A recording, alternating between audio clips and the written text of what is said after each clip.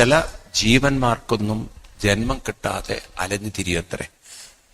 അതിനെ പ്രേതാത്മാക്കൾ എന്ന് പറയും. ഇങ്ങനെ പ്രേതാത്മാക്കൾക്കൊക്കെ ജന്മം കിട്ടാതെ വരുമ്പോഴാണ് പിതൃദോഷങ്ങൾ വരുന്നത്. ചില പിതൃദോഷം എന്നൊക്കെ പറയുന്ന വാക്കുകളുണ്ടല്ലോ. അപ്പൊ അങ്ങനെയൊക്കെയുള്ള ദോഷങ്ങൾ വരുന്നതിന് കാരണം ഈ തരത്തിലുള്ള സാധന അനുഷ്ഠിക്കുന്നവരുടെ കുലത്തിൽ ഇത്തരം ദോഷങ്ങളൊന്നും ഉണ്ടാവില്ല. ഞാൻ പറയുന്ന വരികളല്ല, 7-ാം സ്കന്ധം എടുക്ക്, ഭാഗവതത്തിലെ വരികളാ, നിങ്ങൾക്ക് കാണിച്ചുതരാം. ദേവി പറഞ്ഞു, ഇങ്ങനെ ആരോടും ദ്വേഷം കാണിക്കാത്ത ശിവൻ, ആ ശിവനെ നിങ്ങൾ ഇങ്ങനെ നിന്ദിച്ചത് ഏറ്റവും നിന്ദ്യമായ പാപിഷ്ടമായ കർമ്മമായി. നിങ്ങളുടെ മകളായി ഇനി ഞാൻ തുടരാൻ ആഗ്രഹിക്കുന്നില്ല. കാരണം ഞാൻ ഇനി ഭഗവാന്റെ അടുത്ത് എന്നാൽ എന്നെ എങ്ങാനും ദാക്ഷായണി എന്ന് വിളിക്കുമ്പോൾ ഒരു പാപിഷ്ഠനായ അങ്ങയുടെ പുത്രി എന്ന് എനിക്ക് കേൾക്കാൻ താല്പര്യമില്ല. അതുകൊണ്ട് അങ്ങ് തന്ന ഈ ശരീരത്തെ ഞാൻ ഇവിടെ തന്നെ അർപ്പിക്കുകയാണെന്ന് പറഞ്ഞിട്ട് അത് അവരുടെ യോഗാഗ്നി കൊണ്ട് കത്തിച്ചു എന്നുകൊണ്ട്, യാഗാഗ്നിയിലിട്ട് കത്തിച്ചു എന്നുകൊണ്ട് ആ ശരീരത്തെ അവിടെ ഉപേക്ഷിച്ചു എന്നൊക്കെ ഒരർത്ഥമുണ്ട്, കഥകളുണ്ട്. നിങ്ങൾക്ക് ഉത്തരേന്ത്യൻ ക്ഷേത്രങ്ങളെ കുറിച്ചൊക്കെ ഈ കഥ കേട്ടിട്ടുണ്ടെങ്കിൽ, സതീദേവി ശരീരം ഉപേക്ഷിച്ചു എന്ന് കേട്ടപ്പം ശിവൻ അവിടേക്ക് പാഞ്ഞ അടുക്കുകയാണ്. എന്നിട്ട് സതീദേവിയുടെ ശരീരം കയ്യിൽ വെച്ചിട്ട് താണ്ഡവമാടിയെന്നും, പിന്നീട് വിഷ്ണു ഭഗവാൻ തന്റെ ചക്രം കൊണ്ട് ആ ശരീരത്തെ വെട്ടി നുറുക്കിയെന്നും, ആ ശരീരത്തിന്റെ ഓരോ ഭാഗങ്ങൾ ഓരോ സ്ഥലങ്ങളിൽ വീണ് ഓരോ സ്ഥലവും ഓരോ ദേവീക്ഷേത്രങ്ങളായി തീർന്നു എന്ന് കേട്ടിട്ടുണ്ടോ? നിങ്ങളാരെങ്കിലും കേട്ടിട്ടുണ്ടോ? അങ്ങനെയൊരു നമുക്ക് 9 ക്ഷേത്രങ്ങളുണ്ട്, പ്രസിദ്ധമായ ക്ഷേത്രങ്ങൾ. അതും ഹിമാചൽ പ്രദേശ്, നമുക്ക് ആസാം, ഹരിദ്വാർ, അതുപോലെ തന്നെ ജമ്മു, ഈ സ്ഥലങ്ങളിലൊക്കെ ഇത് വ്യാപിച്ചു കിടക്കുകയാണ്. അങ്ങനെ ഒരു കഥ. ഏതായാലും ഭാഗവതത്തിൽ പറയുന്നത് ദേവി സ്വന്തം ശരീരത്തെ കത്തിച്ചു കളഞ്ഞു. അങ്ങനെ ആ ശരീരം കത്തിച്ചതോടുകൂടി ഇവിടെ നന്ദീശ്വര സ്വാമികളൊക്കെ യാഗം നാഗശാലയൊക്കെ ആടി തകർക്കാൻ തുടങ്ങി. പക്ഷെ അപ്പോഴേക്കും ദക്ഷന്റെ ആളുകളൊക്കെ കൂടി ഇളകി വന്ന് നന്ദീശ്വര സ്വാമി ഓടിച്ചു. എല്ലാവരും പരമശിവന്റെ അടുത്തെത്തി ഈ കാര്യങ്ങളൊക്കെ അങ്ങോട്ട് പറഞ്ഞതും ശിവൻ അങ്ങോട്ട് എണീറ്റ് നിന്ന് തന്റെ ജടയഴിച്ചു എന്നാണ്. ജടയഴിച്ച് ജട പിടിച്ച് ശിവൻ താണ്ഡവമാടി താഴെ ഒരടിയാണ് ജട. ആ ജടയിൽ നിന്നും ഒരു രൂപമുണ്ടായി. അതാണ്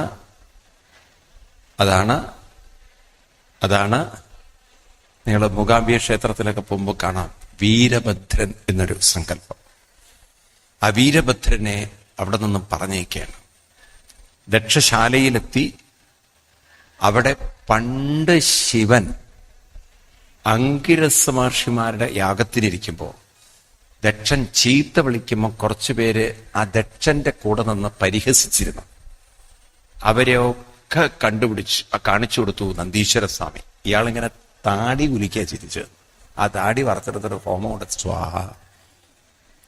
ഈ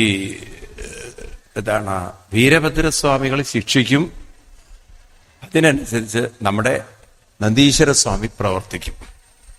ഒരാൾ പല്ലിടിച്ച് കാണിച്ചു, 2 ഇടിക്ക് പല്ല് സെറ്റ് ഊരിയെടുത്തു.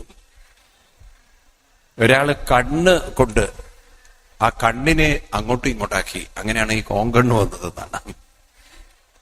ഇങ്ങനെ ആരൊക്കെ ഏതൊക്കെ രീതി പരിഹസിച്ചിട്ടുണ്ടോ അവർക്കൊക്കെ അതിന് അനുസരിച്ച് ശിക്ഷ കൊടുത്തു. ദക്ഷനെ പിടിച്ചു അവസാനം. ദക്ഷന്റെ തല വെട്ടാൻ പാടില്ല, യാഗമാണ്. അതുകൊണ്ട് അതിനെങ്ങനെ ഉരുട്ടി ചുരുട്ടി എങ്ങനെയൊക്കെയോ ഊരിയെടുത്തു. എങ്ങനെ എടുത്തു എന്ന് എനിക്കറിയാം. ഈ ചെറിയ ഇടിച്ചൊക്കെയൊക്കെ എടുക്കണ്ടല്ലോ, അതുപോലെയൊക്കെ ഇങ്ങനെ പിരിച്ചെടുത്തു എന്നൊക്കെയാ പറയുന്നത്. അതും അഗ്നി സ്വാഹ. അപ്പോഴാണ് ഇവര് പറഞ്ഞത് ഈ യജ്ഞത്തിന്റെ ആചാര്യൻ, അത് യജമാനൻ ഇദ്ദേഹ, തലയില്ലെങ്കിൽ യജ്ഞം പൂർത്തിയാക്കിയിട്ടില്ലെങ്കിൽ ദോഷമാണ്. ഇദ്ദേഹത്തിന് പെട്ടെന്നൊരു തല വയ്ക്കണം. ഇത് ആമസോണിൽ ഓർഡർ ചെയ്താൽ കിട്ടുന്ന സാധനമാണ്. പെട്ടെന്ന് എവിടുന്ന തല കിട്ടുക? അപ്പോഴാണ് ഒരാടിനെ അവിടെ കൊണ്ട് കെട്ടിയിരുന്നു അത്രേ. ആ ആടിന്റെ തല എടുത്ത് ദക്ഷന് വച്ചു കൊടുത്തു എന്നാണ്. അങ്ങനെ ആദ്യമായി തലമാറ്റി വയ്ക്കുക ശസ്ത്രക്രിയ. മനുഷ്യന്റെ തലയുടെ സ്ഥാനത്ത് ഒരാടിന്റെ തല ആർക്ക് വെച്ചു കൊടുത്തു? ദക്ഷന് വെച്ചു കൊടുത്തു. Operation success. കരയാൻ തുടങ്ങി. ആടിനെ പോലെ മേന്ന് പറഞ്ഞ് ദക്ഷൻ കരയാൻ തുടങ്ങി. ആടിന്റെ തല വന്നപ്പോഴാണ് ദക്ഷന് ബോധം വരുന്നത് അത്രേ. ദക്ഷനും കൂട്ടരും പിന്നീട് ഭഗവാനെ സ്തുതിക്കുന്ന ഒരു സ്തുതി അവിടെ ആദിനാരായണൻ പ്രകടമാവും. ആ സ്തുതിക്ക് ശേഷം ഭഗവാൻ അവർക്ക് കൊടുക്കുന്ന ഭഗവാൻ വിഷ്ണു നാരായണൻ കൊടുക്കുന്ന ചില അറിവുകൾ അത് നമുക്ക് ഏറെ പ്രയോജനകരമാണ്. ഈ ദക്ഷയാഗത്തിന്റെ സത്താണ്, തത്വമാണ് ഈ ഭാഗം. 7-ാം അധ്യായം 4-ാം സ്കന്ധം 50, 51, 52, 53, 54. ഈ ഒരു ഭാഗം നമ്മൾ ഹിന്ദു സമൂഹം ശരിക്കും പഠിക്കേണ്ടതാണ്. കാരണം നമുക്ക് എന്ത് കേൾക്കുമ്പോഴും അതിൻ്റെ ഒരു യുക്തി പലതും മനസ്സിലാക്കിയിട്ടില്ല. ഇവിടെ നമ്മൾ മനസ്സിലാക്കണം. 7-ാം അധ്യായം ഞാൻ പറഞ്ഞു 50, 51, 52 ഭാഗങ്ങൾ. അവിടെ അഹം ബ്രഹ്മാശ്ച സർവശ്ച ജഗത കാരണം പരം ആത്മേശ്വര ഉപതൃഷ്ട സ്വയം ദൃക് അവിശേഷണ. ഇക്കട്ടെ, ശ്രദ്ധിക്കുക. നമ്മുടെ ഹിന്ദു മതത്തെ വിളിക്കുന്ന പേര്, ശരിക്കുള്ളതിന്റെ പേര് അദ്വൈത മതം എന്നാണ്. ഈ അദ്വൈത മതം എന്നൊരു മതം ലോകത്തിൽ ഹിന്ദുമതം മാത്രമാണ്. ഹിന്ദുമതം എന്ന് പറയാൻ പറ്റില്ല. ഹിന്ദുമതത്തിന്റെ സബ്സിഡറി റിലീജിയനാണ്. അതിന്ന് വന്ന അതിൻ്റെ തന്നെ വകഭേദങ്ങളാണ് 3 മതങ്ങൾ. ഹിന്ദുമതത്തിന്റെ തന്നെ ഒരു സിസ്റ്റർ റിലിജിയൻ നമുക്ക് പറയാവുന്നതാണ് ബുദ്ധമതം, ജൈനമതം, സിഖ് മതം. അതുകൊണ്ട് ബുദ്ധ, സിഖ്, ജൈന അടിസ്ഥാനം ഹിന്ദുമതം തന്നെയാണ്. ബുദ്ധമതവും ഹിന്ദുമതവും വേറെയല്ല. ആശയങ്ങളെല്ലാം ഒന്നാണ്. ജൈനമതത്തിന്റെയും ഹിന്ദുമതത്തിന്റെയും ആശയങ്ങൾ എന്നാണ്. അതിന്റെ ആരാധന രീതിയിൽ ചെറിയ വ്യത്യാസം. അതുപോലെ തന്നെ സിഖ് മതത്തിന്റെയും ആരാധന വ്യത്യാസമുണ്ട്. ആശയം ഒന്നാണ്. ഇവരൊന്നും സ്വർഗത്തിലേക്ക് പോകുന്ന കാര്യമല്ല പഠിപ്പിക്കുന്നത്. ഇവിടെ ഹിന്ദുമതം പഠിപ്പിക്കുന്ന അദ്വൈതം ആണ്. അദ്വൈതം എന്നൊരു വാക്ക് നമ്മൾ മനസ്സിലാക്കേണ്ടതാണ്. അദ്വൈതം എല്ലാവരും ഒന്ന് പറയൂ. കേട്ടിട്ടില്ലേ നിങ്ങൾ? അദ്വൈതം എന്ന് പറഞ്ഞാൽ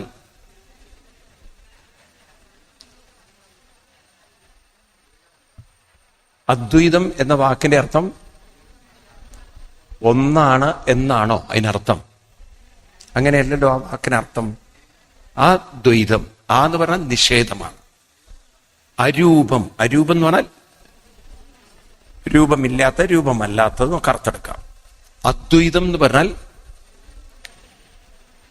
ദ്വൈതം എന്ന് പറഞ്ഞാൽ 2 എന്നതൊന്ന് ഇല്ലാത്തത്, രണ്ടില്ലാത്തത്. എന്താണ്? 2 ഇല്ലാത്തത്. അപ്പൊ എന്താണ് ഈ 2 എന്ന് പറയണം, അത് മനസ്സിലാക്കണം. ഈ ജീവിതത്തിൽ നമ്മൾ നോക്കിക്കഴിഞ്ഞാൽ ഇവിടെ പ്രധാനമായിട്ട് 2 കാര്യങ്ങളേ ഉള്ളൂ. നിരീക്ഷകനും നിരീക്ഷിക്കപ്പെടുന്നതും, കാണുന്നവനും കാണപ്പെടുന്നതും, അറിയുന്നവനും അറിയപ്പെടുന്നതും അല്ലെങ്കിൽ അനുഭവങ്ങളും. ഈ 2 എണ്ണമാണ്. അറിയുന്നവൻ ബോധമാണ്, അനുഭവപ്പെടുന്നത് ലോക അനുഭവങ്ങളാണ്, പല ലൗകിക അനുഭവങ്ങളാണ്. അപ്പൊ കാണുന്നവനും കാണപ്പെടുന്നതും നിരീക്ഷകനും വളരെ ശ്രദ്ധിക്കണം. നമ്മളിലൊക്കെ ഒരു നിരീക്ഷകനാണ്. അപ്പൊ നിങ്ങൾ എന്നെ നിരീക്ഷണം, ഞാൻ നിങ്ങളെ. എനിക്കും ബോധമുണ്ട്, ഞാൻ നിങ്ങളെ കാണുന്നു, നിങ്ങൾക്കും ബോധമുണ്ട്. അപ്പൊ നിരീക്ഷകൻ ബോധമാണ്. ആരാ നിരീക്ഷിക്കുന്നത്? പറയൂ. ബോധം കൊണ്ട് മാത്രമേ നമുക്ക് നിരീക്ഷിക്കാൻ, അറിയാൻ, എന്തും അറിയണമെങ്കിൽ എന്ത് വേണം? പറയൂ. ബോധം വേണം. ഐൻസ്റ്റീനൊക്കെ പറ്റിയൊരു തെറ്റെന്ന് പറയാൻ പറ്റില്ല. അവര് വിചാരിച്ചത്, അവർ ഈ പ്രപഞ്ചത്തെ നിരീക്ഷിച്ച് നിരീക്ഷിച്ച് പ്രപഞ്ചം ഒരു ആറ്റമായി, ആ ആറ്റം വീണ്ടും അവര് ഒബ്സേർവ് ചെയ്തു. അങ്ങനെയാണ് പിന്നീട് എനർജിയെ മനസ്സിലാക്കുന്നതും. എനർജിയാണെങ്കിൽ മൂവിങ് ആണ്. അത് വീണ്ടും വീണ്ടും പോയി പോയി ആറ്റത്തെ സ്പ്ലിറ്റ് ചെയ്യാനായി. അങ്ങനെ എനർജി ന്യൂക്ലിയസിനകത്തേക്ക് പോവാനായി. അവിടെ ചെല്ലുമ്പോഴാണ് മനസ്സിലാവുന്നത് ഈ ചാർജുകൾ അതീവ electro magnetic power, electric power, high സ്പീഡിൽ അതങ്ങനെ കറങ്ങിക്കൊണ്ടിരിക്കുകയാണ്. ഈ കറങ്ങുന്ന ഈ ഒരു സാധനം അവിടെ ഇല്ല. ഇത് പൊള്ളയാണ്. പൊള്ളയാണെന്ന് പറഞ്ഞാൽ ഇതിലിങ്ങനെ ഊർജം മൂവ് ചെയ്തുകൊണ്ടേയിരിക്കുകയാണ്. അപ്പൊ നമുക്കൊരു ശരീരം ഉണ്ടോ എന്ന് ചോദിച്ചു കഴിഞ്ഞാൽ നമുക്കതൊരു വ്യവഹാരത്തിലുണ്ട്, എന്നാൽ പരമാർത്ഥത്തിൽ ഇല്ല. എന്ന് പറഞ്ഞാൽ എന്താണ് ഈ പരമാർത്ഥത്തിൽ ഇല്ല എന്ന് പറഞ്ഞാൽ? ഈ കാണുന്ന ശരീരം ഇപ്പോൾ ഇങ്ങനെ നിൽക്കുന്നത് പലതിൻ്റെയും സപ്പോർട്ടിലാണ്. ഇപ്പൊ നിങ്ങളുടെ ദേഹം നിൽക്കുന്നത് അഗ്നി, ചൂടെന്നതിന്റെ സപ്പോർട്ടിലാണ്. ഈ ചൂടങ്ങോട്ട് പോയി കഴിഞ്ഞാൽ ബ്ലഡ് മുഴുവൻ കട്ട പിടിക്കും.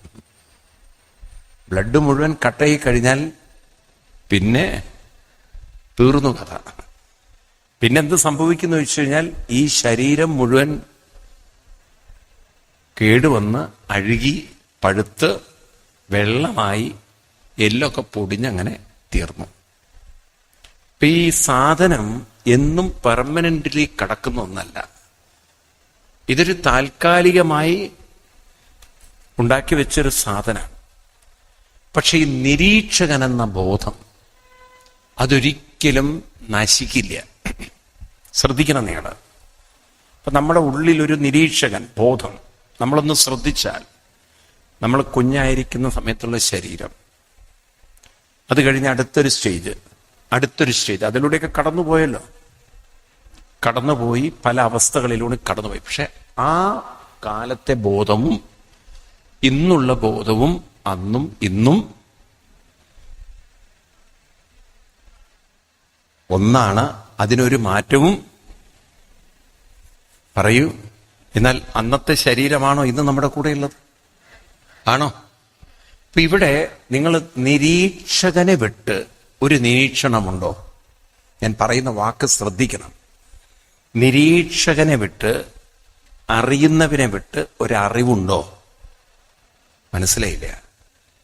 നിരീക്ഷകൻ ഇല്ലെങ്കിൽ ഒരു നിരീക്ഷണം ഉണ്ടോ? നമ്മൾ ഈ ബോധത്തെ മാറ്റി നിർത്തിയാൽ നമുക്ക് നിരീക്ഷിക്കാൻ സാധ്യമല്ല. ഉണ്ടോ? രാത്രി ഉറക്കത്തിൽ ഒരു ശാസ്ത്രജ്ഞനും ഒന്നും കണ്ടുപിടിക്കാൻ പറ്റില്ല. കാരണം കണ്ടുപിടിക്കണമെങ്കിൽ ബോധം വേണം. അപ്പൊ ബോധം കൊണ്ടാണ് നമ്മളെല്ലാം നിരീക്ഷിക്കുന്നത്. വളരെ ശ്രദ്ധിക്കണം, എന്നാലേ മനസ്സിലാവും.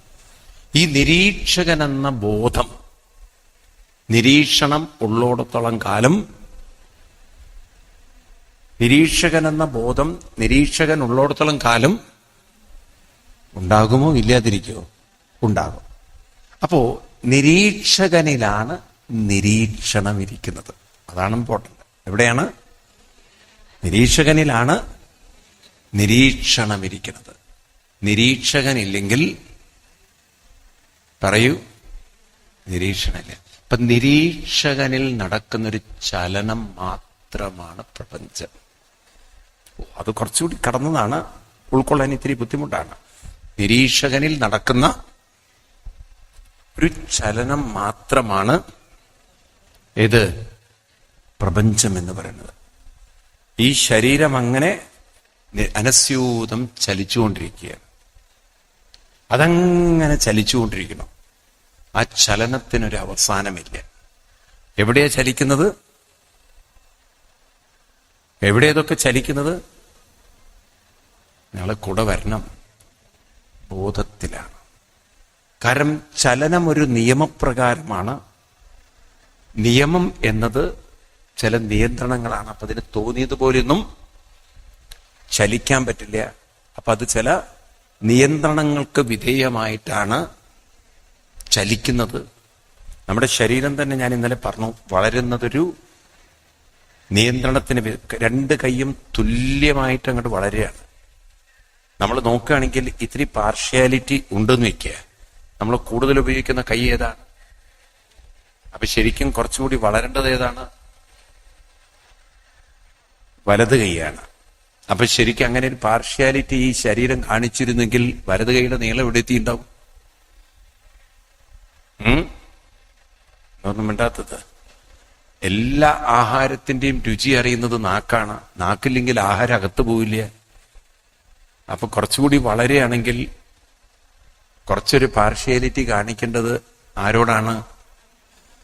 അതങ്ങോട്ട് പുറത്തേക്ക് വല്ലാതെ അങ്ങോട്ട് പോയിരുന്നെങ്കിൽ നമ്മുടെ അവസ്ഥ എന്തായിരിക്കും? മുടി വളരുന്ന പോലെ നാക്ക് വളർന്നിരുന്നെങ്കിൽ നിങ്ങൾ എവിടെ എത്തിയിട്ടുണ്ടാവും? പക്ഷെ അത് അങ്ങനെ വളരാവും. ഇതെങ്ങനെ ആര് തീരുമാനിക്കുന്നു ഇതിന്റെയൊക്കെ വളർച്ച? അപ്പൊ ഇതൊരു നിയന്ത്രണത്തിന് വിധേയമായിട്ടാണ് ഇതെല്ലാം വളരുന്നത്. ചലനമുണ്ട്. ചലനം ചില നിയന്ത്രണങ്ങളെ, നിയമങ്ങളെ അനുസരിക്കുന്നു. ആണോ അല്ലയോ? അപ്പോ ബോധത്തിനെ നിയന്ത്രിക്കാൻ പറ്റുള്ളൂ. അപ്പൊ ഈ പ്രപഞ്ചം മുഴുവൻ ഇരിക്കുന്നത് എവിടെയാണ്? ഈശാവാസ്യം ഇതം സർവം. എവിടെയാണ്? ബോധത്തിലാണ്. അപ്പൊ പ്രപഞ്ചമുണ്ടോ എന്ന് ചോദിച്ചു കഴിഞ്ഞാൽ ഈ പ്രപഞ്ചം ബോധത്തിൽ നടക്കുന്ന ചലനമാണ്. എന്താണ് ഈ പ്രപഞ്ചം? ബോധത്തിൽ നടക്കുന്ന ആ ചലനത്തിൽ സ്ഥൂലമായ രൂപങ്ങൾ വരുന്നു, അത് വികസിക്കുന്നു, അത് വീണ്ടും സൂക്ഷ്മമായി ചലിച്ചുകൊണ്ടിരിക്കുകയാണ്. ഇപ്പൊ നമ്മുടെ ശരീരത്തിലുണ്ടല്ലോ സെല്ലുകളൊക്കെ ഇങ്ങനെ ചലിച്ചുകൊണ്ടിരിക്കുകയാണ്, രക്തം ചലിച്ചുകൊണ്ടിരിക്കുകയാണ്, വായുമണ്ഡലം ചലിച്ചുകൊണ്ടിരിക്കുകയാണ്. ആണോ? അപ്പം ബോധത്തിൽ നടക്കുന്ന ചലനമാണ്. ബോധത്തിൽ നിന്ന് വിട്ട് ചലനത്തിന് മാറി നിൽക്കാൻ സാധ്യത. വാസ്തവത്തിൽ ബോധം, വളരെ ശ്രദ്ധിക്കുക, ബോധം മാത്രമാണ് ഇവിടെ സ്ഥായിയായി സ്ഥിരമായി ഉള്ളത്. ചലനമില്ല എന്നല്ല, ചലനം എപ്പോഴും ചലിച്ചുകൊണ്ടിരിക്കുകയാണ്. അപ്പൊ ഉണ്ട് എന്ന് പറയുമ്പോഴേക്കും ആ ഒരു ചലനവും മാറി എന്ന് പറയുകയാണ്. മനസ്സിലാവുണ്ട് നിനക്ക്?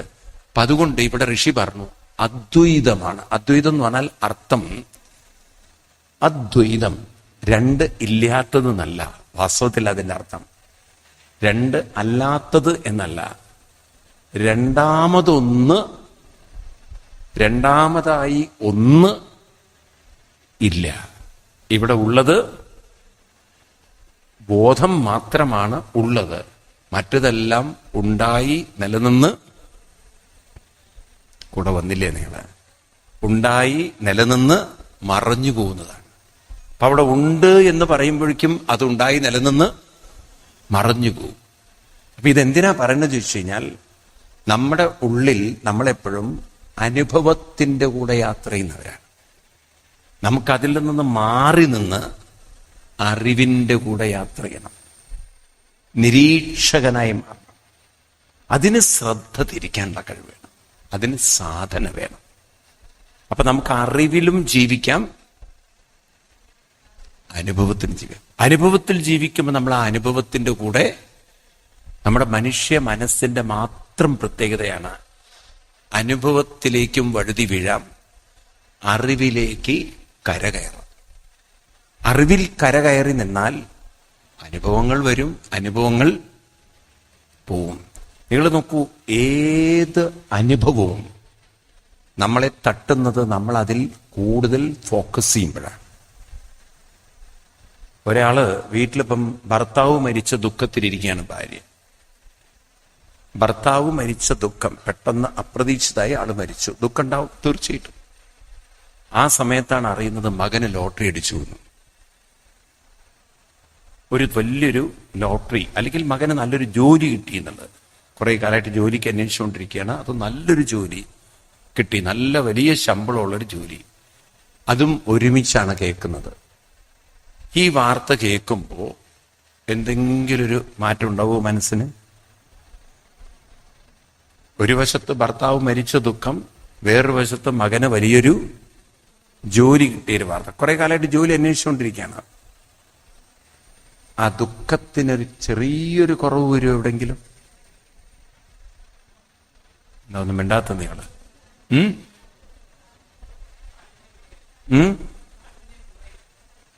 കാഠിന്യം കുറച്ച് കുറയോ ഇല്ലയോ? അതെങ്ങനെയാ കുറഞ്ഞത്? കാരണം വേറൊരു സന്തോഷ വാർത്ത കേട്ടപ്പം മനസ്സിനൊരു ആശ്വാസമായി. എന്തായാലും അവന്റെ കാര്യം ശരിയായല്ലോ എന്നൊരു സുഖം തോന്നുമില്ലയോ? അപ്പൊ ഇപ്പുറത്തൊരു നഷ്ടമുണ്ടാകുമ്പോഴും നമുക്കതൊന്ന് കരകയറാൻ, ശ്രദ്ധ മാറ്റാനുള്ളൊരു കഴിവ് നമ്മളിൽ ഉണ്ടോ ഇല്ലയോ? അപ്പൊ നിരന്തരം നാമജപത്തിലേക്ക് ശ്രദ്ധ തിരിച്ച് പോയി ഉള്ളിൽ ബോധം തന്നെയാണ് ഭഗവാൻ, ബോധരൂപത്തിൽ ഭഗവാൻ ഇരിക്കുന്നു എന്നൊരു അറിവ് ഒരാൾ ഉറപ്പിച്ചു കഴിഞ്ഞാൽ അയാൾക്കൊരു മരണവാർത്ത കേട്ടാലും എന്ത് കേട്ടാലും അയാൾ തളരില്ല. കാരണം അയാൾക്കറിയാം ഇതെല്ലാം വന്ന് നിന്ന് മറഞ്ഞു പോവുകയാണ്. ഇതെല്ലാം അനസ്യൂതം അങ്ങനെ തിരമാലകൾ പോലെ വന്നു നിന്ന് മറഞ്ഞു പോകുന്നു. അവരുടെ ഉള്ളിൽ എപ്പോഴും ഭഗവാൻ ഉറപ്പിച്ചിരിക്കുകയാണ് അവര്. അതുകൊണ്ടാണ് പൂന്താനം പാടിയത്. പൂന്താനം എന്താ പാടിയത്? അദ്ദേഹത്തിന്റെ ഉണ്ണി മരിച്ചു കിടക്കുന്ന സമയത്ത് ആ ഉണ്ണിയുടെ മരണവാർത്ത അദ്ദേഹത്തിന് തളർത്താതിരുന്നത് ഈ ഉപാസനയിലൂടെ അദ്ദേഹം ഉറപ്പിച്ചു. എന്താണ് വരികള്? എന്താ വരികള്? ഉണ്ണികൃഷ്ണൻ മനസ്സിൽ കളിക്കുമ്പോൾ. ഇതൊക്കെ നമുക്ക് പാടാൻ എളുപ്പമാണ്, പക്ഷെ നമ്മൾ പ്രാക്ടീസ് ചെയ്യില്ല. നമ്മുടെ ശ്രദ്ധ നമ്മൾ തിരിക്കുന്നില്ല. അതുകൊണ്ട് നമ്മുടെ വീട്ടിൽ അങ്ങനെ എന്തെങ്കിലും വിഷമം വന്നാൽ നമുക്കത് ഉൾക്കൊള്ളാൻ പറ്റുന്നില്ല. അപ്പൊ ഇവിടെ അദ്വൈതമാണ്. രണ്ടാമതൊന്ന് സ്ഥിരമായി ഇവിടെ ഇല്ല. രണ്ടാമത്തതെല്ലാം എപ്പോഴും വന്ന് നിന്ന് മറയുന്നതാണ്. അപ്പൊ രണ്ട് എന്ന് പറയണമെങ്കിൽ ഒന്നുണ്ടാവണ്ടേ? ഈ ഒന്നാമത്തത് മാത്രമാണ് ഇവിടെ സ്ഥിരമായി ഉള്ളത്. ഒന്നാമത്തത് ബോധവും രണ്ടാമത്തത് പ്രപഞ്ചവും. ഒന്നാമത്തത് നിരീക്ഷകനും രണ്ടാമത്തത് നിരീക്ഷിക്കപ്പെടുന്ന പ്രപഞ്ചം.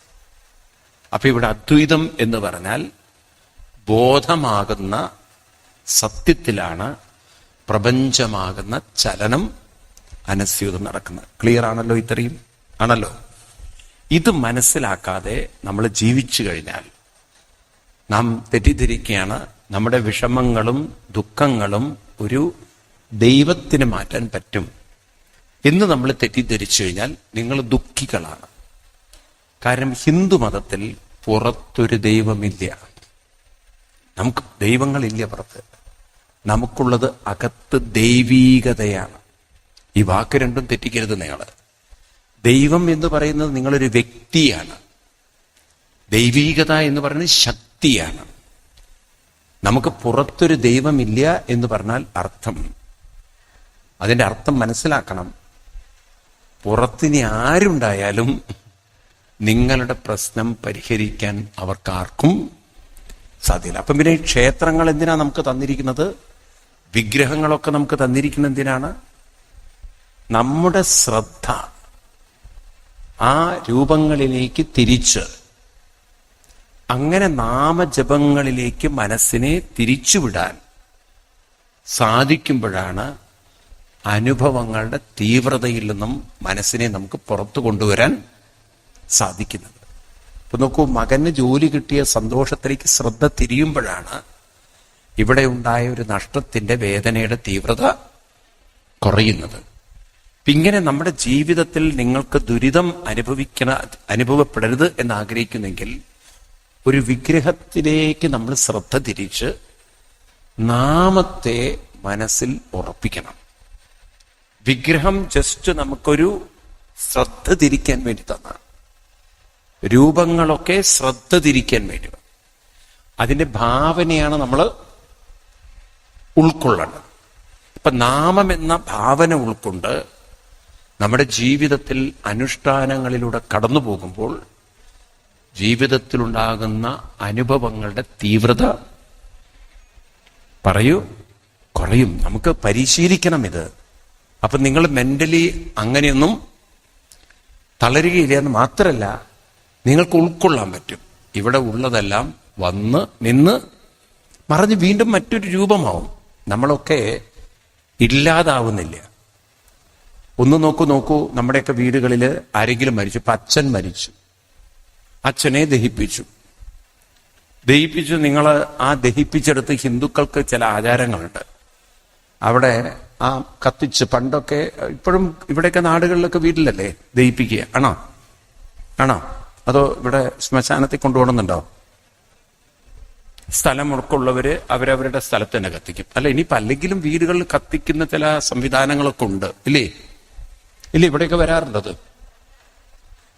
തൃശ്ശൂർ പാമ്പാടിയിലൊക്കെ ആളുകൾ ഇവിടെയൊക്കെ വരും. അവിടെ തൃശ്ശൂർ ഭാഗങ്ങളിലൊക്കെ എല്ലാവരും വീടുകളിൽ കത്തി. അപ്പൊ അങ്ങനെ കത്തിക്കുന്ന സ്ഥലത്ത് ഒരു കുഴിയൊക്കെ ഉണ്ടാക്കി അവിടെ കത്തിക്കുമല്ലോ. അവിടെ പിന്നെ തൈ എന്തെങ്കിലുമൊക്കെ വെക്കും, വാഴ നടുക, അങ്ങനെയൊക്കെയുള്ള സമ്പ്രദായം ഉണ്ടോ? ഇല്ലേ? വാഴ നടും. ഇപ്പം നമ്മളൊരു തെങ്ങ് വെച്ചു വിചാരിക്കുക. ഈ തെങ്ങൊക്കെ വെച്ച് അത് വളർന്നു വരുമ്പം ഈ മരിച്ച ആളുടെ അസ്ഥിയും മറ്റും ദ്രവിച്ച് വളമായി ആ തെങ്ങ് വലിച്ചെടുക്കൂ? ഇല്ല. ആ കത്തിച്ചതിന്റെ ചാരവും ആ എല്ല് പൊടിഞ്ഞ് അതൊക്കെ ആ തെങ്ങിന് വളമാവൂ? വളമാവും. അപ്പൊ അച്ഛൻ ഇപ്പൊ എവിടെയാണുള്ളത്?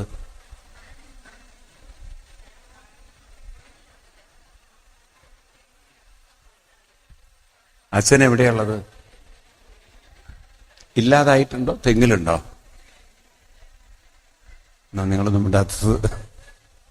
എനിക്കെന്താ ചിരി വരുന്നത്? ഞാൻ ഉള്ള വാസ്തവ ചോദിക്കുന്നത്. അച്ഛൻ്റെ ആ എല്ലും അസ്ഥി കൂടെ ഒക്കെ ഇപ്പം തെങ്ങ് വലിച്ചെടുത്തിട്ടുണ്ടെങ്കിൽ അച്ഛൻ എവിടെയുണ്ട്? തെങ്ങിലുണ്ട്. ഇല്ലേ പറയാൻ പറ്റുമോ നിങ്ങൾക്ക്?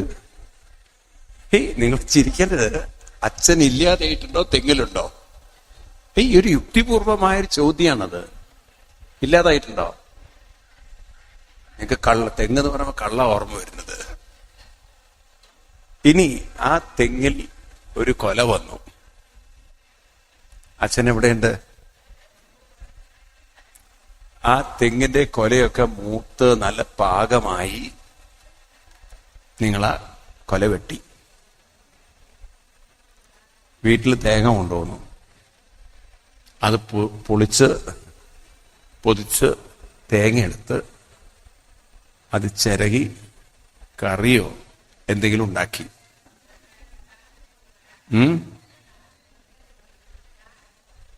ആ തെങ്ങിലൊന്നും ഉപയോഗിക്കില്ല. നിങ്ങൾ ഉപയോഗിക്കില്ല. നിങ്ങൾ ദാനം ചെയ്താലും അവര് വേറെ ആൾക്ക് ദാനം ചെയ്യല്ലേ? ഇഷ്ടാന്ന് പറഞ്ഞ് കഴിക്കുവര്. ആരെങ്കിലും കഴിക്കോ? ഇനിയിപ്പൊ നിങ്ങൾ ദാനം ചെയ്താലും നിങ്ങളുടെ അടുത്ത ജനറേഷൻ ദാനം ചെയ്യണമെന്നുണ്ടോ? ഇനിയിപ്പൊ അറിയാതെ നിങ്ങളുടെ മറ്റ് തേങ്ങയുടെ കൂട്ടത്തിൽ ആ തേങ്ങ പെട്ടാൽ നിങ്ങൾക്ക് തിരിച്ചറിയാൻ പറ്റുമോ ഇത് അച്ഛനാണെന്നുള്ളത്? തിരിച്ചറിയാൻ പറ്റുമോ? ഇല്ല. അതെല്ലാം കൂടി കറിയാക്കി, ദോശയ്ക്ക് ചമ്മന്തിയാക്കി, ചട്നിയാക്കി, മിഷ്ടാനം അടിച്ചു. അച്ഛൻ എവിടെ ഉണ്ട്? നിങ്ങൾ ചിന്തിക്കൂ, അച്ഛൻ എവിടെ ഉണ്ട്? കുക്ഷിയില്. എവിടെ എത്തി? നമ്മുടെ വയറ്റിലെത്തി. അപ്പൊ അച്ഛനെ തിന്നുന്നവരാണ് നിങ്ങൾ. അതായത് ഒരു രൂപവും കംപ്ലീറ്റ് ഡിസപ്പിയർ ചെയ്യില്ല. ഒന്നിൽ നിന്നും മറ്റൊന്നിലേക്ക് മാറി. ആണോ? അപ്പോ നിങ്ങളിപ്പോ അച്ഛൻ മരിച്ചു എന്ന് പറഞ്ഞ് ദുഃഖിക്കേണ്ട. നാളെ തെങ്ങ് കാണാൻ പറ്റും. മറ്റന്നാൾ അത് എവിടെത്തും? വയറ്റിലെത്തും. ആണോ അല്ലയോ? ഇതാണ് ചക്രം. ഇതൊരു ചക്രമായി അങ്ങനെ കടന്നുപോകും. പക്ഷേ അപ്പോഴും ബോധം അതങ്ങനെ സ്ഥായിയായി നിൽക്കുന്നു. ഒരു സിനിമാ തിയേറ്ററിലെ സ്ക്രീനില് ആണ് സിനിമ വരുന്നത്. സിനിമകൾ അനവധി വന്നു പോയാലും സ്ക്രീൻ അങ്ങനെ തന്നെ നിൽക്കും. ഇതുപോലെ ബാല്യം, കൗമാരം, യൗവനം, ചര, ബോധം, ഇതൊക്കെ നിരീക്ഷിക്കുന്ന, അറിയുന്ന ബോധം അന്നും ഇന്നും എന്നും സ്ഥായിയാണ്. ശ്രദ്ധിക്കണം ഞാൻ ഈ പറയുന്നത്. കുഞ്ഞുനാളിലുള്ള ബോധം ഇന്നും നമ്മളിലുണ്ട്. ഉണ്ടോ? ഇല്ല. ബാല്യം പോയി, കൗമാരമൊക്കെ പോയി, വാർദ്ധക്യമൊക്കെ വന്ന് ഇങ്ങനെ, ഇനി വാർദ്ധക്യം പോയാലും ഈ ബോധം ഒരിക്കലും ഇല്ലാതാവില്ല. കാരണം സൂക്ഷ്മമായതിന് ഒരു നാശവും, സൂക്ഷ്മമായതിന് നാശം സംഭവിക്കില്ല. അപ്പൊ ബോധം സൂക്ഷ്മമാണ്. ബോധം ഒരിക്കലും, ഇനി പറയൂ നിങ്ങൾ, നമുക്ക് നാശമുണ്ടോ? നാശമുണ്ടോ? നമ്മൾ ശ്വസിക്കുന്ന വായു, നമ്മൾ നോക്കൂ, കാർബൺ ഡൈ ഓക്സൈഡായി അകത്തുനിന്ന് പുറത്തേക്ക് പോകുമ്പോൾ അത് നശിക്കുന്നില്ല, അന്തരീക്ഷത്തിലുണ്ടോ? ഉണ്ടോ? പറയൂ. നമ്മുടെ ശരീരത്തിലെ ജലം, അത് ശരീരത്തിൽ നിന്ന് അങ്ങനെ നീരാവിയായിട്ട് പോകുന്നുണ്ട്, നമ്മൾ അറിയുന്നില്ല. വേർത്തിട്ടും അല്ലാതെയൊക്കെ പോകുന്നുണ്ട്. ഇനിയിപ്പോ നമ്മൾ മൂത്രം ഒഴിക്കുന്ന സമയത്ത് പോകുന്നുണ്ട്, ഉമിനീരായിട്ട് പോകുന്നുണ്ട്, തുപ്പുന്ന സമയത്ത് ഉണ്ടോ? അത് വീണ്ടും ജലമായി പ്രകൃതിയിലുണ്ട്. ഒന്നും ഇല്ലാതാവില്ല. ബോധം, ചിന്തകൾ, അതൊക്കെ അത്യന്തം സൂക്ഷ്മമാണ്. ഒരാൾ മരിക്കുമ്പോഴും ഈ ചിന്തകളൊന്നും ഇല്ലാതാവില്ല. കാരണം സൂക്ഷ്മമായതിനെ നശിപ്പിക്കാൻ, ഇനി നശിപ്പിച്ചാൽ പോലും അതിനൊരു നാശം സംഭവിക്കില്ലാതാവില്ല. അപ്പം ഒരാൾ മരിക്കുമ്പോൾ അയാൾ ഇല്ലാതായിട്ടില്ല, അയാൾ നശിച്ചിട്ടില്ല. പിന്നെ ആരോർത്ത് കരയണം? ആരെയോർത്ത് കരയണം? നിങ്ങളൊരാൾ മരിച്ചു പോയി എന്ന് പറയുമ്പോൾ അയാൾ ഇല്ലാതായി എന്നാ നിങ്ങൾ പറയുന്നത്. അയാൾ ഇല്ലാതായിട്ടില്ല. മനസ്സിലാവുണ്ടല്ലോ? അപ്പൊ അതുകൊണ്ട് പറഞ്ഞു, മരണം എന്ന് പറഞ്ഞാൽ അതൊരു ഉറക്കമാണ്. അത്യന്ത വിസ്മൃതി മൃത്യു എന്നാണ് ഭാഗവതത്തിൽ വരും. നമുക്ക് നോക്കാം പിന്നീട്. മരണം ഒരു ഉറക്കമാണ്. നമ്മൾ ദിവസവും ഉറങ്ങിക്കിടക്കുമ്പോൾ നമ്മൾ ആരും മരിച്ചു എന്ന് പറയാറില്ല. കാരണം ബോധവും ചിന്തയും ഒന്നും നശിച്ചിട്ടില്ല. രാവിലെ ഉണർന്നു വരുമ്പോൾ അതെല്ലാം ഓർമ്മയിലുണ്ട്. ഇവിടെ ഒരു വ്യത്യാസം, ഒരു ശരീരത്തിൽ വിട്ട് വേറെ ശരീരത്തിലാണ് ഉണരുന്നത് മാത്രം. ഒരു ശരീരത്തിൽ വിട്ട്, അപ്പം ഈ ഒരു ശരീരം വിട്ട് മറ്റൊരു ശരീരത്തിൽ നശിക്കാതെ പ്രകടമാകുന്ന. അപ്പൊ നിങ്ങൾ ചോദിക്കും, അങ്ങനെയാണെങ്കിൽ ഈ ചിന്തയൊക്കെ അവിടെ ഉണ്ടോ? ഉണ്ടല്ലോ. അതുകൊണ്ടല്ലേ ഓരോ വ്യക്തികൾക്കും അവരവരുടെ സ്വഭാവം. ജനിച്ചു വരുമ്പോൾ തന്നെ കുട്ടികളിൽ പേടി നമ്മൾ കണ്ടുവല്ലോ. സ്വപ്നങ്ങൾ, ഈ സ്വപ്നം എവിടുന്നാണ് കിട്ടിയത് കുട്ടികൾക്ക്? കുഞ്ഞു വാവകൾക്ക് എവിടുന്നാണ് സ്വപ്നം കിട്ടുന്നത്? അപ്പൊ സ്വപ്നാനുഭവം നേരത്തെ തന്നെ ഉണ്ടാവണം. പലതും കണ്ടു പേടിക്കുന്നതും പലരെയും കാണുമ്പോൾ സന്തോഷിക്കുന്നതും അതൊക്കെ നേരത്തെ തന്നെ ഉള്ളിൽ, ഉറക്കെ പറയൂ, ഉണ്ടാവണം. അപ്പൊ ഈ സ്വപ്നാനുഭവങ്ങളൊക്കെ കുട്ടികൾക്കുണ്ടെങ്കിൽ ആ ജീവൻ നേരത്തെ തന്നെ ഇതെല്ലാം അനുഭവിച്ചിരുന്നു മറ്റൊരു ശരീരത്തിലൂടെ എന്ന് മനസ്സിലാക്കിക്കൂടെ? മനസ്സിലാവുണ്ടോ ഞാൻ പറയുന്നത്? അപ്പൊ ആരും ഇവിടെ പുതിയതായി വരുന്നവരല്ല. ഉള്ളവരാരും എങ്ങോട്ടും പറയൂ.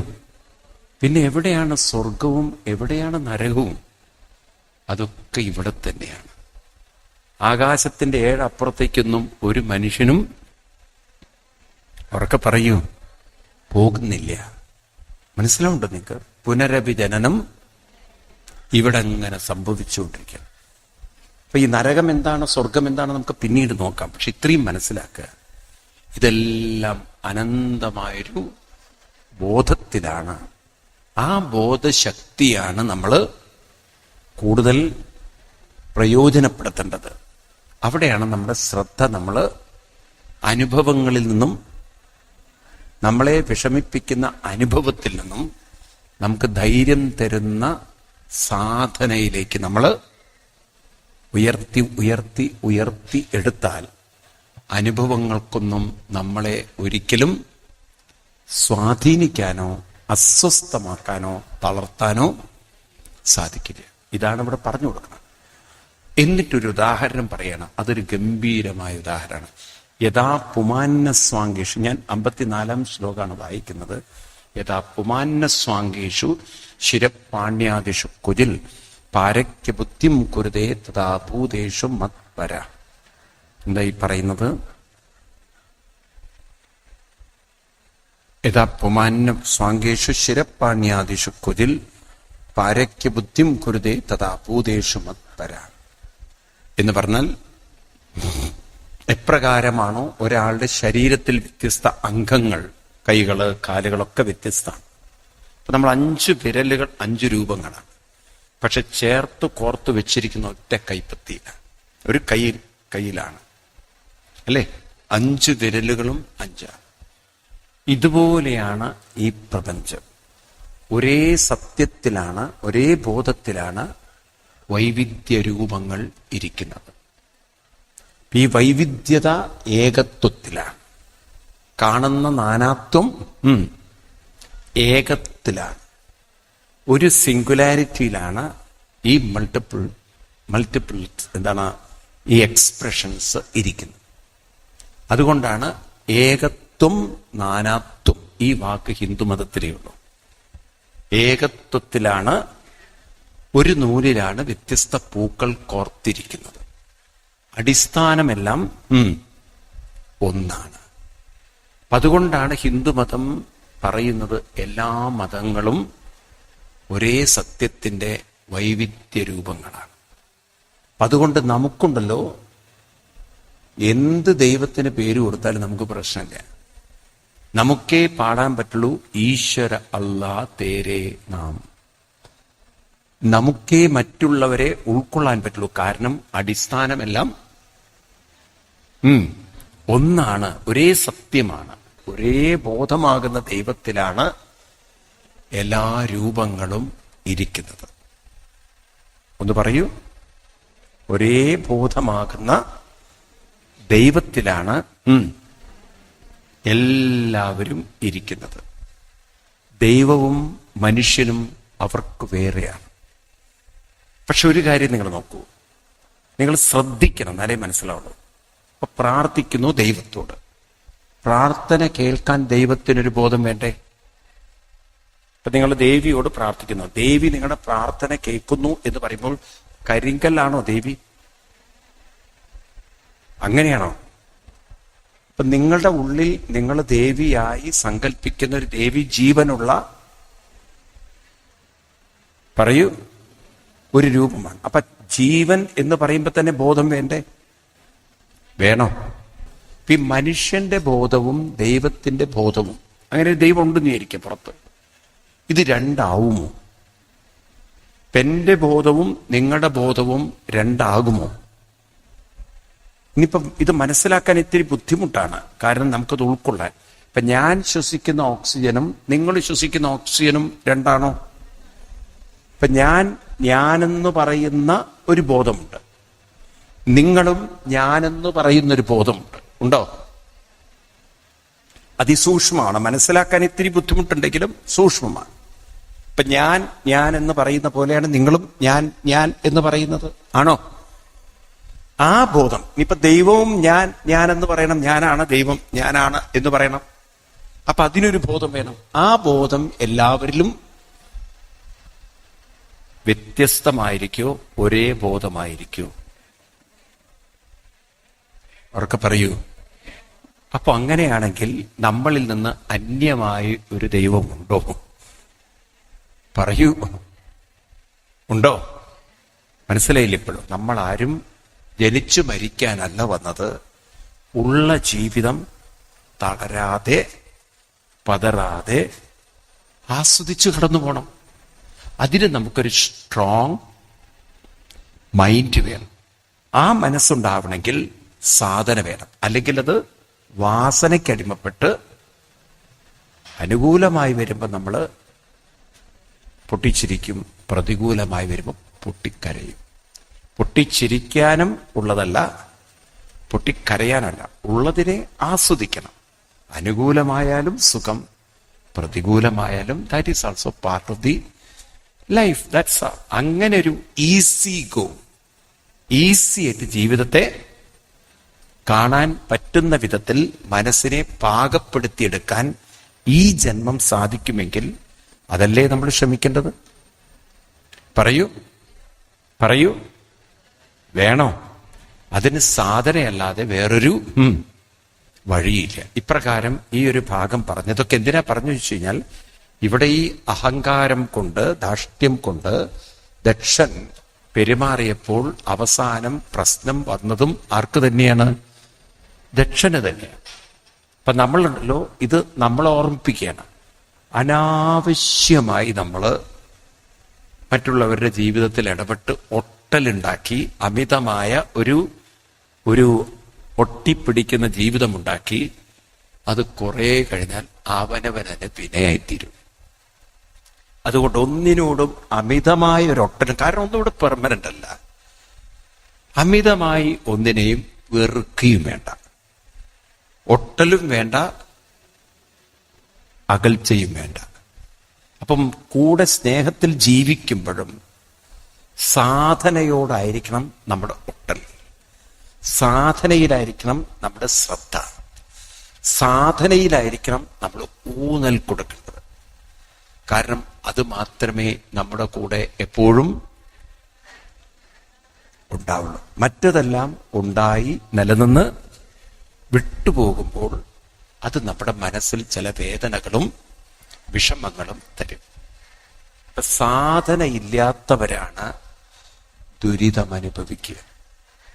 ഇവിടെ ദക്ഷൻ സാധന ചെയ്തിരുന്നെങ്കിൽ ശിവൻ നോക്കിയില്ല, അത് വലിയ കാര്യം കണ്ടിട്ടില്ലായിരുന്നു.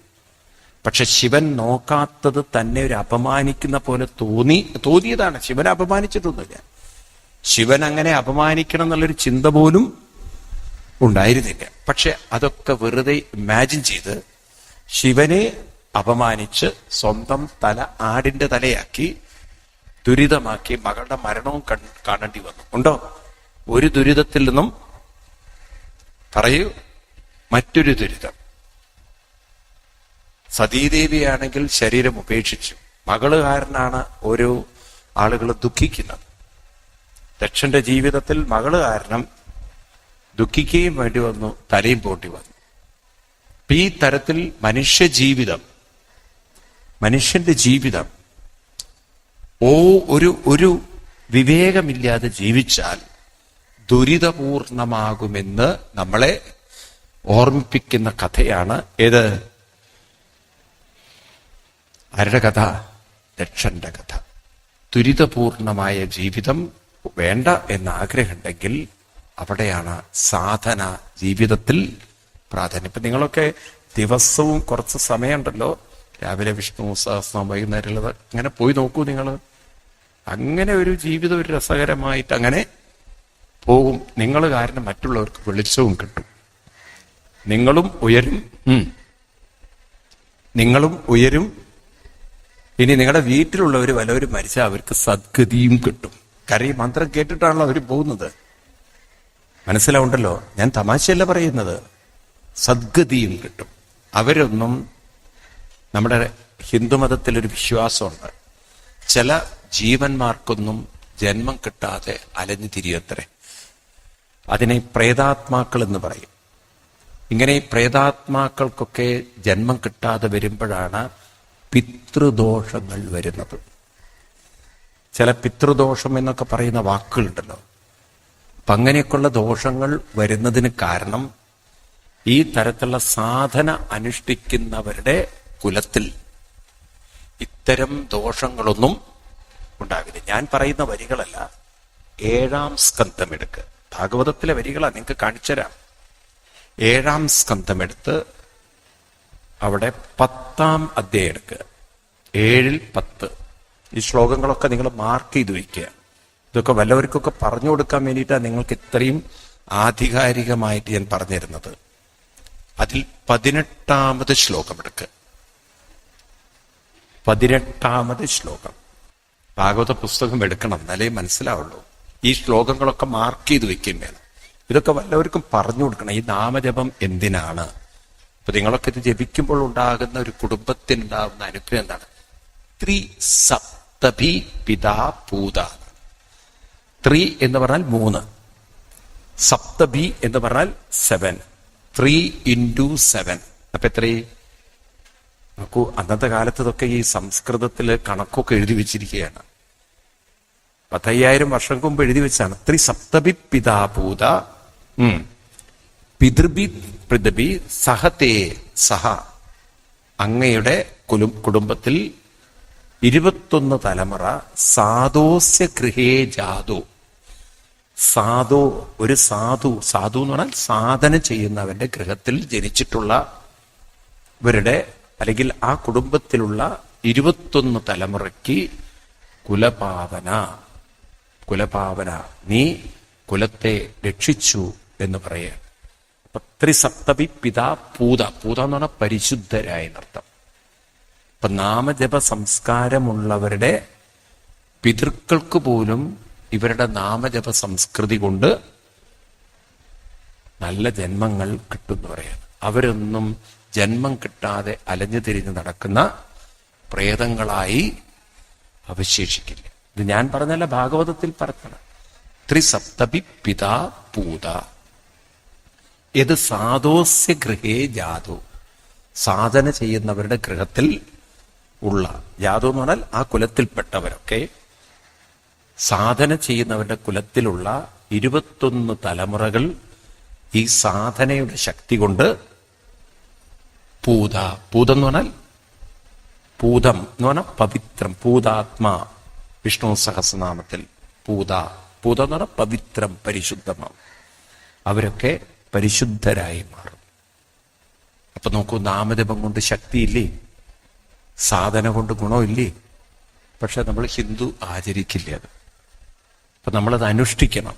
അതുകൊണ്ടാണ് ഞാൻ നിങ്ങളോട് പറഞ്ഞത്, രാവിലെയും വൈകുന്നേരങ്ങളിലൊക്കെ ഇങ്ങനെയുള്ള സംസ്കാരം നമ്മുടെ വീടുകളിൽ കൊണ്ടുവയ്ക്കണം. കാരണം നമ്മുടെ ഹിന്ദു ഗ്രഹത്തിൽ ഇപ്പോൾ അവശ്യം വേണ്ടതാണ് വിഷ്ണു സഹസ്രനാമവും. പറയൂ, അതിങ്ങനെ പ്രചരിപ്പിക്കണം. ഇത് ഫംഗ്ഷൻ നടക്കുകയാണെങ്കിലും അവിടെ ലളിതാ സഹസ്രനാമം, രാവിലെ വിഷ്ണു സഹസ്രനാമവും ഇനി വൈകുന്നേരം ആയാലും ശരി, അത് രണ്ടും ചൊല്ലുക. എല്ലാം കൂടി ഒരു 45 മിനിറ്റ്സ് എടുക്കുമായിരിക്കാം. അത് അമ്മമാരതിന് നേതൃത്വം കൊടുക്കുക. ഈ നാമജപമില്ലാത്ത ഒരു ചടങ്ങും അവിടെ വരരുത്. അതിങ്ങനെ ഒരു ശീലമായാൽ ക്രമേണ എല്ലാവരും അതിനുവേണ്ടി പഠിച്ചുകൊണ്ടിരിക്കും. മനസ്സിലാവുണ്ടല്ലോ? നമുക്കത് വളരെ വലിയൊരു കുറവുണ്ട് നമ്മുടെ സമൂഹത്തിൽ. കാരണം അന്ധമായി തൊഴുതു പോയത് കൊണ്ട് യാതൊരു പ്രയോജനമില്ല. ഒരു ദേവി ഇനി പകത്തിരുന്നു എന്നിരിക്കുക, ആ ദേവിക്ക് നമ്മളെ മാറ്റാൻ പറ്റില്ല. കാരണം വാസനയിൽ ശ്രദ്ധിക്കുന്ന ഒരു മനസ്സിനെ സാധനയിലേക്ക് തിരിക്കാൻ ഒരു ദേവനും ദേവിക്കും സാധ്യമല്ല. സാധനയിലേക്ക് തിരിക്കാൻ ആർക്കേ പറ്റുള്ളൂ? അപ്പൊ നോക്കൂ, നിങ്ങളുടെ മക്കളുടെ മനസ്സിനെ നിങ്ങൾക്ക് തിരിക്കാൻ പറ്റുമോ? അതല്ലേ നമ്മൾ ഈ ഭാഷ ഉപയോഗിക്കുന്നത്. അവനവന് നന്നാവണമെന്ന് എന്താ പറയുക? അവനവന് തോന്നണം തന്നെ നമ്മൾ പറയാം. ഒരച്ഛൻ വിചാരിച്ചാൽ നിങ്ങളെ നേരെയാക്കാൻ പറ്റുമോ? ഭർത്താവ് വിചാരിച്ചാൽ നിങ്ങളെ നേരെയാക്കാൻ പറ്റുമോ? പറയൂ, ഇല്ല. അവനവനെ നേരെയാക്കാൻ അവനവനേ പറ്റുള്ളൂ. ഭാര്യയോട് പറഞ്ഞു എന്ന് വെച്ചിട്ട് ഭാര്യ അനുസരിക്കണം എന്നുണ്ടോ? ഭർത്താവിനോട് പറഞ്ഞാൽ ഒട്ടും അനുസരിക്കണമെന്നില്ല. മക്കളോട് പറഞ്ഞാലോ അതിൽ അത്രയില്ല. കാരണം അതിന് വലിയ മൂത്തവരെ അവർ കണ്ടിരിക്കുന്നത്. പിന്നെ ഇങ്ങനെ അനുസരിക്കുക. അപ്പൊ നമ്മുടെ ജീവിതത്തിൽ നമ്മളെ നേരെയാക്കാൻ നമുക്കേ പറ്റുള്ളൂ എന്ന് ഉറപ്പ് വേണം. അപ്പൊ അതിന് നമ്മളെ നേരെയാക്കാനുള്ളൊരു കേന്ദ്രമാണ് ഇത് ക്ഷേത്രം. ഈ ഒരു അറിവ് നമുക്കുണ്ടാവും.